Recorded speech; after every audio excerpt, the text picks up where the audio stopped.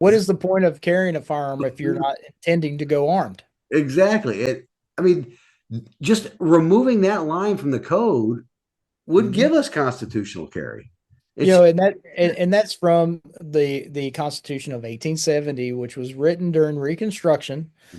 And if you do any just a basic, you know, skin deep Google research of the history of the Constitution of 1870, you don't have to look very far to find out the rationale behind it and why it was even necessary, and what some of those provisions are in there for, particularly as it relates to the newly freed slaves that they didn't want to be able to have guns, and didn't want them to be walking around and being armed. It was Jim Crow, the original Jim Crow red flag law was rewriting that portion of the Constitution.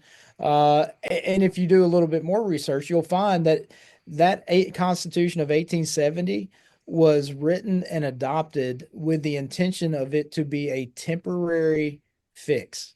It was supposed to be rewritten again within 5 years. It was only there to be put in place in order to kind of keep the peace until they could get past the pain that was still lingering from the Civil War and Reconstruction. And here we are in 2025, still dealing with that temporary document that has never been corrected or fixed, and we have obstructionists in the way that continue to block all the efforts to get us back to what our original intent was as it relates to the Second Amendment. absolutely. Now, speaking of those obstructionists, what I find interesting is that the governor will send some of his appointees to Tax lobby the General Assembly taxpayer paid lobbyists.